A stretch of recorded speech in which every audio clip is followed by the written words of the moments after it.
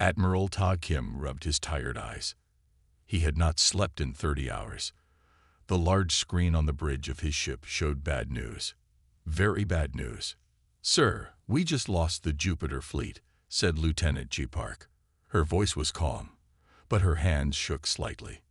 Ta nodded. He had expected this. The aliens called Arvians were destroying human ships one by one. What started as small fights at the edge of human space had turned into a full war, and humans were losing badly. "How many ships do we have left?" asked Ta, though he knew the answer would not be good. 17 ships, sir. That's all we have left to defend Earth and the colonies." Ji's voice was quiet now. Ta looked at the big map showing human space. The red dots of the Arvian ships were everywhere. The blue dots showing human ships were few and fading fast. Commander Hanley walked up to Ta with a small screen in his hand. "Sir, Earth Command wants to talk to you. They're calling an emergency meeting. They said it's very important." Ta sighed. "More bad news, most likely. Tell them I'll be there." The meeting room was deep underground in Seoul. Military leaders from all Earth nations sat around a large round table. No one smiled. No one looked hopeful. General Sun Yun, head of Earth's Joint Defense Command, stood up. "Thank you all for coming. I won't waste time. We are losing this war. At current rates, the Arvians will reach Earth in 2 weeks." The room was silent. Everyone knew this already. "There is one option we haven't tried," Sun continued. "The Chiamsa Project." The room filled with whispers. Ta sat up straight in his chair. "The Chiamsa. That was just an old story." Admiral Wu from the Chinese fleet laughed. "The Chiamsa doesn't exist. It's a bedtime story for young cadets." Ta had heard the stories too. His grandfather used to tell him about a massive warship built in secret during the early days of space travel. A ship so powerful it could fight entire fleets by itself. A ship with technology no one understood. Most people thought it was just a myth. Sun placed a small crystal on the table. "This data crystal contains coordinates. Coordinates to a place that only 3 people in each generation know about. I am one of those 3. Ta picked up the crystal and plugged it into his screen. What he saw made his mouth open in surprise. The ship in the plans was huge, 5 kilometers long. Its weapons made no sense. They seemed impossible. "If this ship is real," Ta said slowly, "why haven't we used it before now?" Sun looked directly at Ta. "Because the ship needs a genetic key to work. It needs specific DNA to start up. Admiral Kim, that DNA is yours. Your grandfather built the ship." Tai felt like the air had been sucked from the room. His grandfather. The kindly old man who told him stories. But his grandfather had been a scientist before retiring. That's not possible," Ta said. "Your grandfather was Jun Kim, the lead designer of the Chiamsa," Sun explained. "He made sure only his bloodline could activate the ship. This was to prevent misuse of its power." Admiral Wu still looked doubtful. "Even if this ship exists, it would be over 100 years old. How could it help us against the Arvian fleet?" Sun's face was serious. "Because the Chiamsa is not just advanced. It's beyond our understanding. It was built with technology that shouldn't exist for hundreds of years." The room was quiet again as everyone thought about this. "Admiral Kim," Sun said finally, "will you accept this mission? Will you try to find the Chiamsa?" All eyes turned to Ta. He thought of Earth. He thought of the billions of people who would die if the Arvians won. He thought of the stories his grandfather told him, the twinkle in the old man's eyes when he described the magical ship that could save humanity. "Yes," Ta said. "I'll go." 2 days later, Tai stood on the bridge of a small, fast ship called the Seeker. With him were Lieutenant G. Park and Commander Hanley, his most trusted officers. "The coordinates are locked in," said Jai. "But this will take us outside of mapped space. No one has ever gone this far. We'll be defenseless if we encounter Arvians," added Han, checking the ship's minimal weapons. Then let's hope we don't encounter any, said Ta. Let's go. The Seeker jumped into faster-than-light travel. For 3 days, they made jump after jump, going deeper into unknown space. At each jump point, Ta had to give a blood sample. The ship's computer would check his DNA before allowing them to continue. On the 4th day, they'd reached the final jump point. The system ahead isn't on any map, said Je, looking confused. It's a binary star system, 2 stars orbiting each other. Prepare for final jump, ordered Ta. He placed his hand on the scanner once more, wincing as it took his blood. DNA confirmed, said the computer. Welcome, Kim bloodline. The Seeker jumped one last time. When they came out of faster-than-light travel, they saw a beautiful sight. 2 stars, one large and orange, one smaller and yellow, dancing around each other. Around the smaller star was what looked like an asteroid field. I don't see any facility, said Han, sounding disappointed. Send the final authentication code, said Ta. He had found the code in a hidden compartment of his grandfather's old watch, which had been given to him when the old man died. Jai sent the code. For a moment, nothing happened. Then the asteroid field began to change. It wasn't asteroids at all.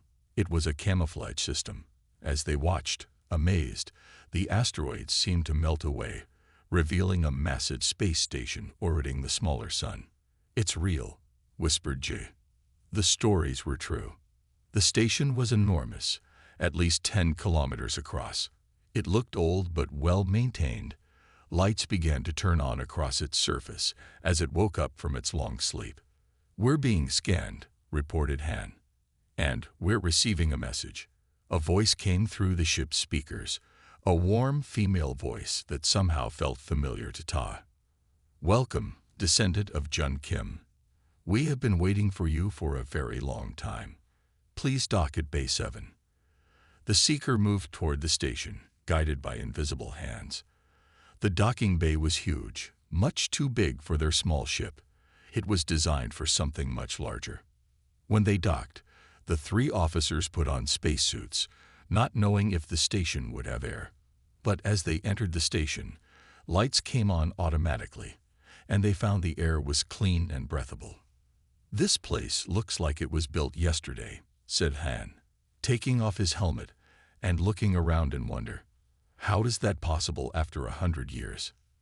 They followed a path of lights that turned on ahead of them and off behind them.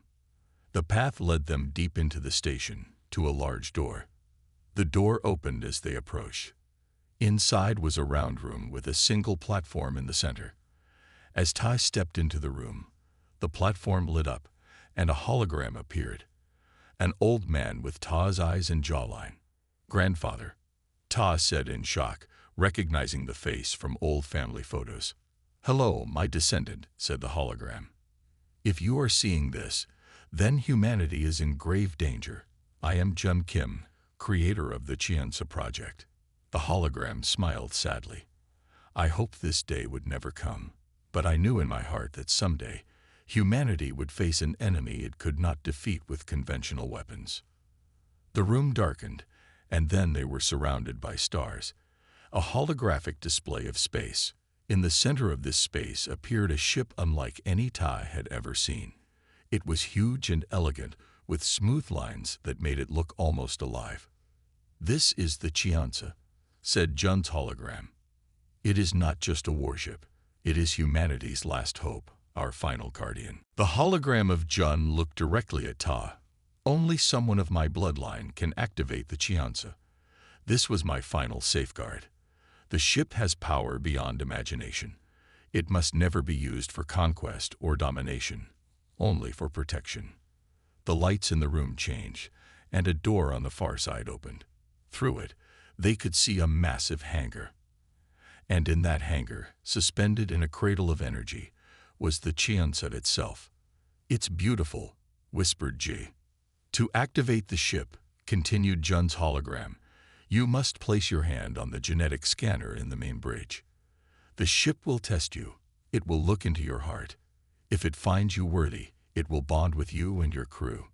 The hologram began to fade. Good luck, my child. Remember, the Chianza carries humanity's greatest achievements and our darkest secrets. Use it wisely. The hologram vanished, leaving Ta, Ji, and Han staring at the massive warship in the hangar. The ship that wasn't supposed to exist. The ship from the stories. What do we do now, sir? Asked Han. Ta looked at the Chianza. Earth had 2 weeks before the Arvians arrived. 2 weeks before the end of humanity. Now, said Ta, we wake up a legend. Ta, Ji, and Han stood before the massive ship in silence. The Chianza was unlike any ship they had ever seen. It was huge, 5 kilometers from front to back. Its shape was smooth and sleek, like a giant silver fish. There were no visible weapons, no engine ports, nothing that showed how it might work. How do we get inside? Han asked, breaking the silence. As if answering his question, a beam of light shot out from the ship, creating a bridge of energy that connected to the platform where they stood. I think we just follow the light, said Ta. He took a deep breath and stepped onto the light bridge. It felt solid under his feet. Ji and Han followed him. The bridge led them to an opening that appeared in the side of the ship. They stepped through it and found themselves in a large round room. The walls were a soft white color that seemed to glow from within. The floor was made of some material that felt slightly springy under their boots. Hello, called Ta. His voice echoed in the empty room. Suddenly, the walls lit up with images. Stars, planets, galaxies. They were surrounded by the universe itself. Then the images changed to show Earth, the colonies, the solar system. Finally, they showed the Arvian fleet, slowly making its way toward Earth. Welcome, descendants of Earth, said a soft female voice that seemed to come from everywhere at once. I am Chianza, the ship's mind. The ship can talk, whispered Han, his eyes wide. Yes, Commander Hanley, I can talk, replied Chianza. I can also see, hear, and think. I have been waiting in sleep mode for 103 years, 7 months, and 22 days. The room changed again. A pathway appeared, leading deeper into the ship. Please follow the path to the main bridge, said Chianza. Admiral Ta Kim must complete the activation sequence. They walked along the path, through corridors that lit up as they approached and darkened behind them. Everything was clean and new-looking, despite being over a century old. This technology is amazing, said Ji, looking around in wonder. How does it all still work after so long? I maintain myself, answered Chianza. My systems are self-repairing. I was designed to last for centuries without human attention. They reached another door, which slid open to reveal the bridge of the ship. Unlike the crowded, button-filled bridges of modern ships, this one was simple and open. There was a raised platform in the center with a single chair. Around it were 3 smaller stations, each with its own chair. Admiral Kim, please take your place at the command station, said Chianza. Ta slowly walked to the central chair and sat down. A console rose from the floor in front of him. On it was a handprint scanner. Place your hand on the scanner, instructed Chianza. I will analyze your DNA and your mental patterns. If you are found worthy, I will accept you as my captain. What does worthy mean? Asked Ta, hesitating. You must have courage, wisdom, and compassion, explained Chianza. You must want to protect, not conquer. You must value life above all else.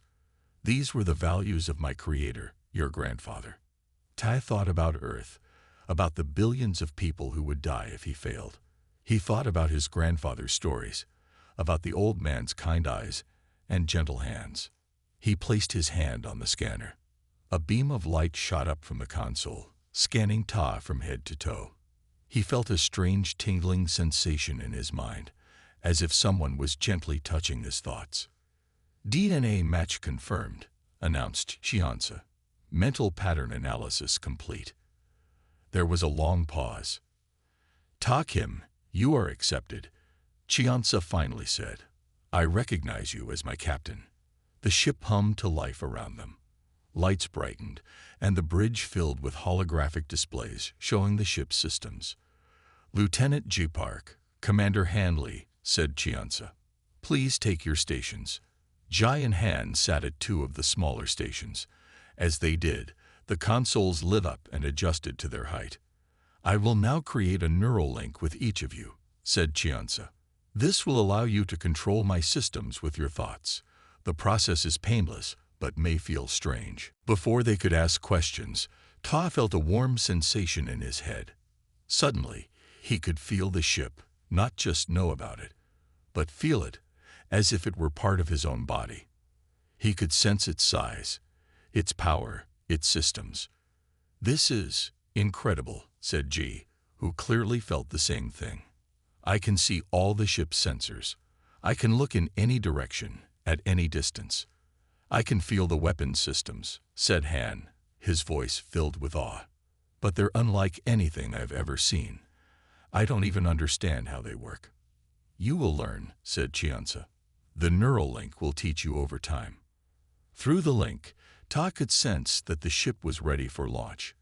He thought about leaving the dock, and the ship responded, the huge doors of the hangar opening to reveal the starry space beyond.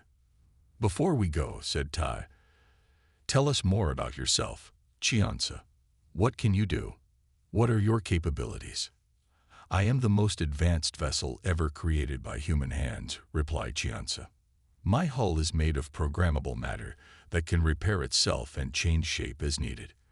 My weapons use principles of physics that your current science is only beginning to understand. I can travel faster and farther than any ship in your fleet. Can you help us defeat the Arvians?" asked Han. "Yes," said Chianza simply. "But there is something you should know about the Arvians first." The main display changed to show an image of an Arvian, a tall, humanoid being with pale blue skin and large dark eyes. "The Arvians were once human," said Chianza. "What?" gasped Jai. "That's impossible." "It is true," insisted Chianza. "Long ago, before recorded history, humans achieved great technological advancement. They spread throughout the galaxy. Some changed themselves to survive on different worlds. The Arvians are descendants of humans who adapted to live on high-gravity worlds with thin atmospheres." Tai couldn't believe what he was hearing. "Are you saying the Arvians are our distant cousins?" "Yes," confirmed Chianza. "But they have forgotten their origins. They believe they evolved separately from humans. They see humans as competitors for the galaxy's resources, not as relatives." "Does this change how we fight them?" asked Han. "They're still trying to destroy us." "It means there may be hope for peace," said Chianza. "But first, we must stop their attack on Earth." A new alert appeared on the display. It was a message from Earth Command. The Arvians had increased their speed. They would reach Earth in just 5 days, not 2 weeks as previously thought. "We need to go now," said Ta. "Can you get us back to Earth quickly?" "Yes," replied Chianza. "I can use space-folding technology to travel instantly between distant points." "Space-folding," repeated Je. "That's theoretical. No one has ever done it." "I have," said Chianza. "It is how I was designed to travel." Ta made his decision. "Take us to Earth. We need to prepare the defense fleet." "Preparing spacefold," announced Chianza. "Please remain seated." The stars outside the ship began to blur. Ta felt a strange stretching sensation, as if reality itself was being pulled like taffy. Then there was a flash of light, and suddenly they were looking at Earth. "Spacefold complete," said Chianza. "We have arrived in Earth orbit." The journey that had taken them 3 days in the Seeker had been completed in seconds. "Earth Command is hailing us," reported G. They're panicking. They don't know who we are." "Open a channel," ordered Ta. General Sun Yun's face appeared on the screen. His eyes widened in shock when he saw Ta. "Admiral Kim, what is that ship? How did you appear in orbit without warning?" "General," said Ta with a small smile, "I'd like to introduce you to the Chianza. The fairy tale is real." and it's ready to fight. Sun stared in disbelief. The Chianza actually exists. Can it really help us against the Arvines? Yes, said Ta confidently. But we need to prepare. The Arvines will be here in 5 days. We need to get our remaining ships ready. And General, there's something important you need to know about our enemy. As Tai explained what Chianza had told them about the Arvines, he could see the shock on Sun's face. The revelation could change everything about this war. What are your orders, Admiral? Asked Sun when Tai had finished. Tad looked at the beautiful blue-green planet below them, Earth, the home of humanity. Then he looked at his 2 officers, Ji and Han, who nodded in support. Gather the defense fleet, said Ta. It's time to show the Arvines that humans aren't as weak as they think. It's time to turn this war around. For 4 days, Earth prepared for war. The 17 ships that remained of the human fleet gathered near the moon. They were small and damaged.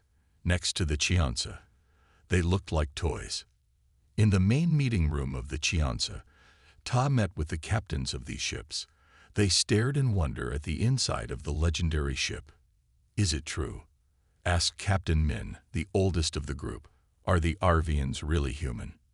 Yes, said Ta. Chianza has shown us proof. Long ago, humans went to the stars. Some changed their bodies to live on different planets. The Arvians are one of those groups. They'd forgotten their past. That doesn't change the fact that they want to kill us all, said another captain named Da. No, it doesn't, agreed Ta. But it gives us hope for the future. If we can make them remember who they are, maybe we can end this war without more killing. And how do we do that? Asked Min. Tai turned to the wall, which lit up with images. Chianza has a plan. Later that day, Ta stood on the bridge of the Chianza with Ji and Han. Through the neural link, they could feel the ship preparing for battle. The Arvian fleet will exit light speed in 6 hours, reported Ji. Our scouts say they have 300 ships. 300 against 17, said Han with a grim smile. Plus 1 very special ship.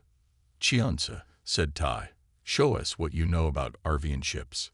The display filled with detailed images of Arvian vessels. Through the neural link, Tai could see their strengths and weaknesses. Their shields are strong against energy weapons, but weak against physical objects, explained Chianza. Their engines are powerful, but cannot be repaired quickly if damaged. Their weapon systems require 10 seconds to recharge between firing. This is amazing, said Jai. How do you know so much about them? I have been gathering data through my long-range sensors since my activation, replied Chianza. I also have records from the time when Arvians and humans were one species. Can you show us more about that time? Asked Ta. About our shared history. The displays change, showing images of an ancient civilization. There were cities that floated in the sky, ships that could travel between stars in days, and technology that seemed like magic. Humanity reached this level of advancement over 50,000 years ago, explained Chianza. They spread across thousands of star systems. What happened to them? Asked Han. Why did they fall? War, said Chianza simply. A terrible war between different human factions. Some wanted to continue changing themselves to live on more worlds.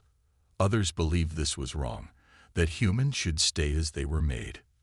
And Earth? Asked Ta. Where does it fit in this story? Earth was a sanctuary, said Chianza, a place where the original human form was preserved. After the war, most advanced technology was lost. Humans on Earth had to start over. They forgot their history. Tai thought about this for a while. And my grandfather. How did he know about this? How did he build you? Jun Kim discovered ancient records hidden beneath the old city of Seoul, explained Chianza. He found plans and ideas that helped him understand the old technology. He spent his life learning these secrets and building me to protect humanity if the separated cousins ever returned. And now they have, said Han. But they don't remember us either. An alert sounded. One of the scouts had returned early. The Arvian fleet has changed course, reported Ji. Accessing the data. They're coming faster than we thought. They'll be here in 2 hours. They must have detected the Chianza, said Ta. We've surprised them. Good, said Han. Let's surprise them even more. The human fleet took positions around Earth. The small ships spread out in a defensive pattern. The Chianza floated in the center, looking calm and peaceful despite its size. On the bridge, Ta, Ji, and Han prepared for battle. Through the neural link, they could feel every system on the massive ship. Arvian fleet exiting light speed in 3, 2, 1, counted Ji. Space seemed to ripple as 300 Arvian warships appeared near the edge of the moon's orbit. They were arranged in a perfect attack formation, their dark, angular shapes looking threatening against the blackness of space. They've stopped moving, reported Han. They're just waiting. We're receiving a transmission, said Jai. It's the Arvian commander. Put it on screen, ordered Ta. The face that appeared was blue-skinned with large, dark eyes, an Arvian face. But now that Tai knew the truth, he could see the human features hidden beneath the alien appearance. I am Supreme Commander Cax of the Arvian Empire, said the alien in a deep voice. Identify your large vessel. We have no records of such a ship in the human fleet. Ta stood straight. I am Admiral Ta Kim of Earth. This ship is the Chianza. It has been waiting for this day for a very long time. The Arvian's eyes narrowed. No human vessel could have such size or technology. You are lying. I'm not, said Ta calmly. And there's something else you should know. Something about your own people. Enough talk, snapped Cax. Surrender now or be destroyed. You have 1 minute to decide. The transmission ended. They're moving their ships into attack position, reported Han. Chianza, said Tai. Are you ready to show what you can do? Yes, Admiral, replied the ship. All systems are ready. Then let's begin. The Arvian fleet started to move forward. Their frontline ships powered up their weapons, aiming at the small human fleet. They're firing, called G. Hundreds of energy beams shot toward the human ships. But before they could hit, something strange happened. The beams curved away, as if pushed by invisible hands. They scattered harmlessly into space. Defensive field working perfectly, reported Chianza. No damage to any human ship. On the Arvian side, there was clear confusion. Their ships moved around, trying to get a better position to fire again. Our turn, said Ta.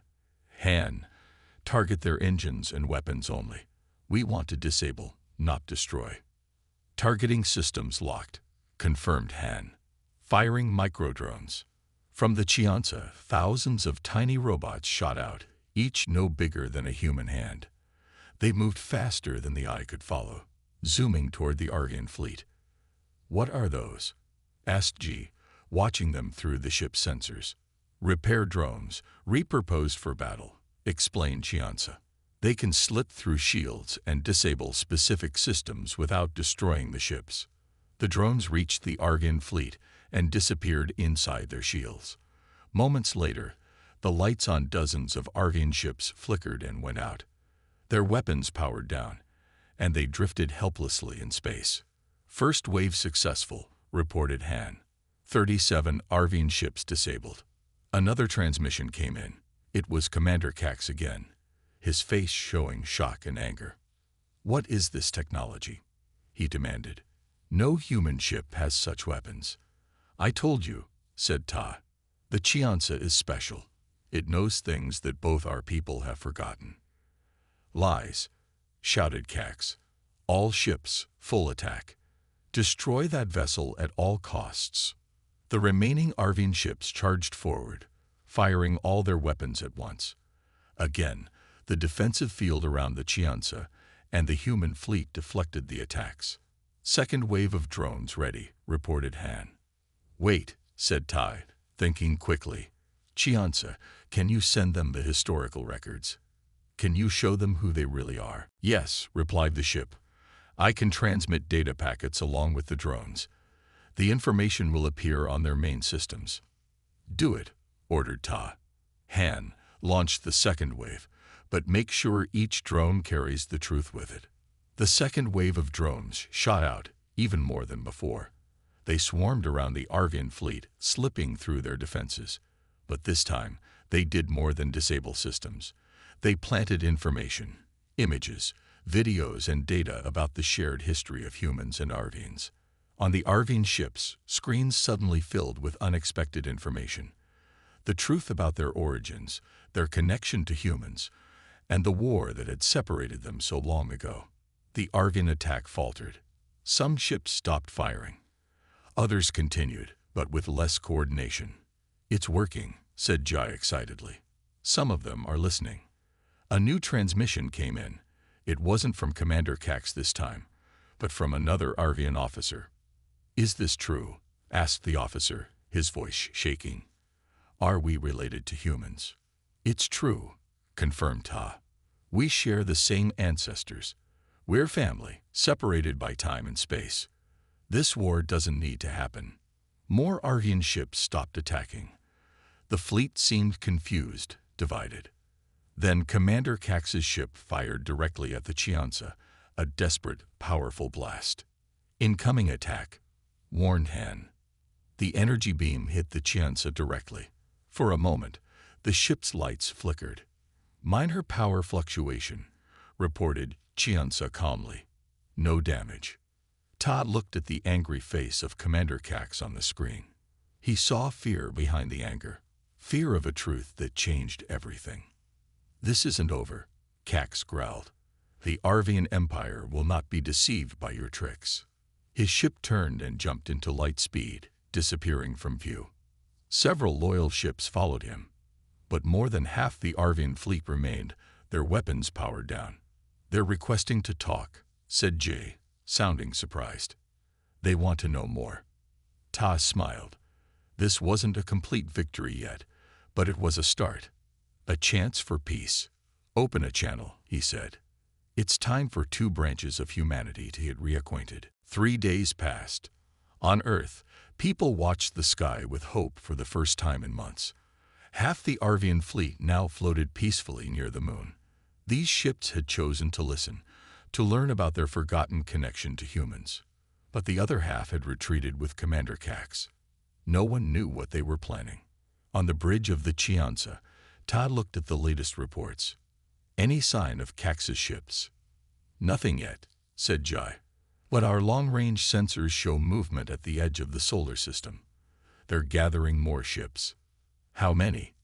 asked Han. "At least 200 more," said Jai. "They'll outnumber us again, even with our new Arvian allies." Ta nodded. He had expected this. Cax won't give up easily. Learning that Arvians were once human must have been a shock for him.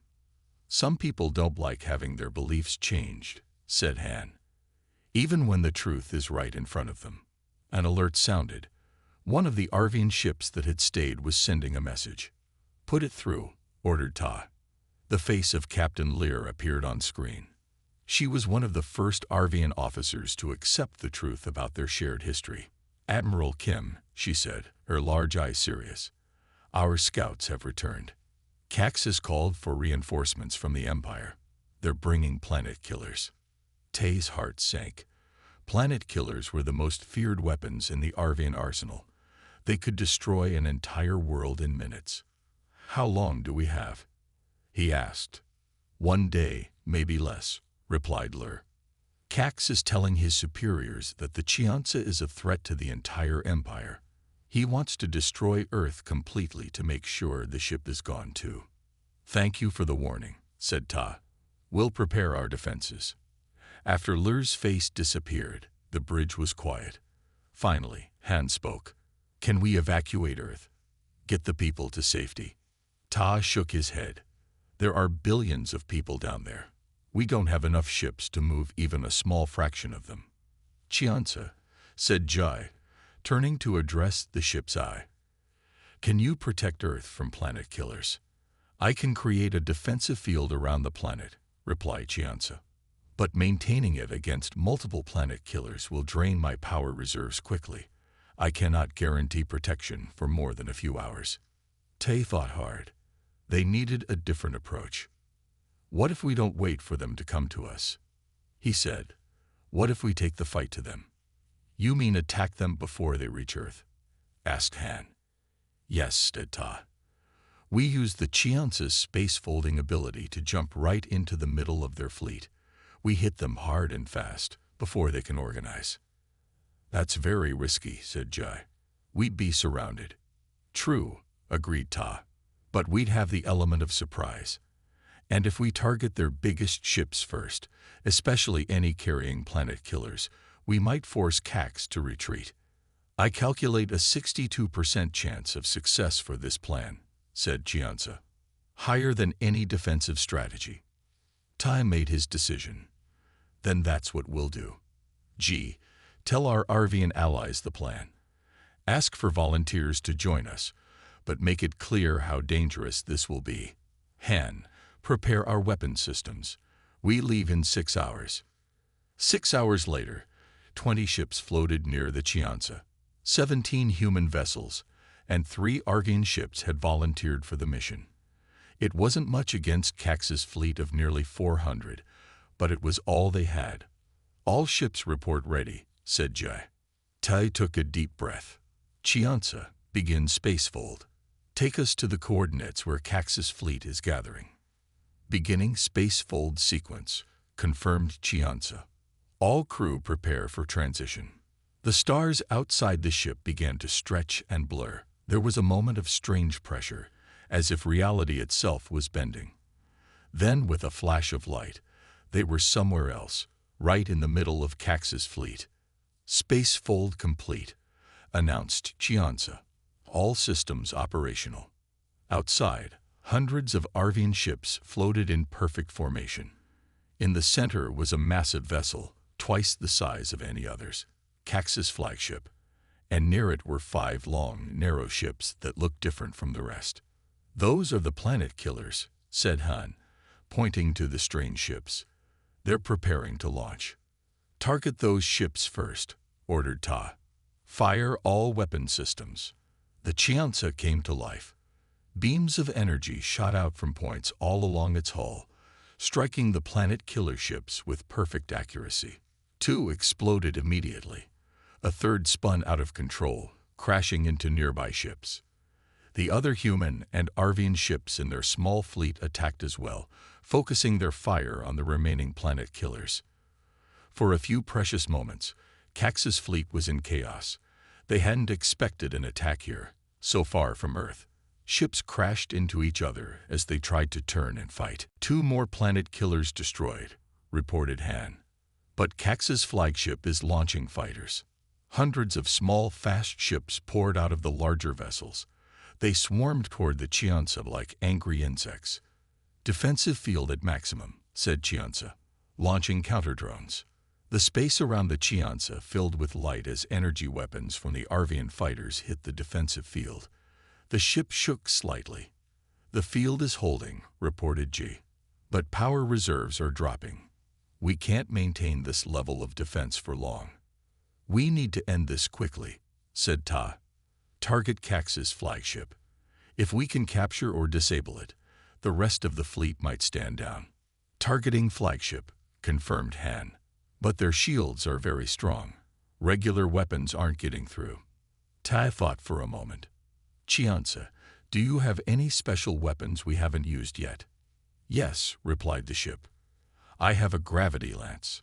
It creates a focused point of intense gravity that can tear through any shield, but it requires enormous power. Using it will drain my reserves significantly." "Will we have enough power to space fold back to Earth afterward?" asked Ta. "Yes, but barely," said Chianza. "And I will need time to recharge before I can create another defensive field." Ta looked at the battle raging outside. Several of their allied ships had already been damaged or destroyed. The remaining planet killers were being prepared for launch. They were running out of time. "Do it," he ordered. "Fire the gravity lance at Cax's flagship." "Preparing gravity lance," said Chianza. "All other systems powering down to conserve energy. Firing in 3, 2, 1. A strange darkness appeared at the front of the Chianza. It wasn't a beam or a missile. It looked like a small black hole. This point of darkness shot forward, moving straight toward Cax's flagship. When it hit the ship's shields, there was no explosion. Instead, the shield simply folded inward. Then the hull of the massive ship began to crumple like paper, being pulled toward a single point. "Direct hit," reported Han, his voice filled with awe. "Their ship is being crushed from the inside." On the main screen, Cax's face appeared. His eyes were wide with fear and anger. "What have you done?" he shouted. "This technology, it's forbidden." "It's forgotten, not forbidden," corrected Ta. "Your people once had it too, before the Great War. Before we all lost our way." Cax's image flickered as his ship continued to crumple. "You'll destroy us all with this power." "No," said Ta firmly. "We want peace, not destruction. Surrender now, and no more lives need to be lost." For a long moment, Cax stared at Ta. Then his shoulders slumped slightly. "All ships," he said, turning to someone off-screen. "Stand down weapons. I repeat, stand down." Throughout the Arvian fleet, weapon systems powered down. The swarm of fighters retreated to their carrier ships. "We've done it," whispered Ji. "They're surrendering." "Chianza," said Tai, "prepare to space fold back to Earth, and open a channel to all Arvian ships." "Channel open," confirmed Chianza. Ta stood tall, looking directly at the camera. "This is Admiral Ta Kim. The fighting is over. Now we can begin talking. Humans and Arvians share the same ancestors. We were one people once. We can learn to be family again." He nodded to Ji, who ended the transmission. "Space fold ready," announced Chianza. "But power reserves are critical. We will have minimal systems upon arrival." "Take us home," said Ta. The Chianza appeared in Earth orbit, its normally bright hull now dark and quiet. The ship had used almost all its power to win the battle and return home. On Earth, people cheered as news of the victory spread. The Arvian threat was over. The war that had seemed hopeless just days ago had ended in peace. In the following weeks, delegations from Earth and the Arvian Empire met on the Chianza. They began the long process of reconnecting two branches of humanity that had been separated for 50,000 years. The ship that everyone had thought was just a fairy tale had not only saved Earth, but had also revealed a truth that changed human history forever. As for Tai, Ji, and Han, they remained the crew of the Chianza. There was much to learn from the ancient ship, much knowledge to recover from humanity's forgotten past. And somewhere out among the stars, there might be other lost branches of the human family waiting to be found.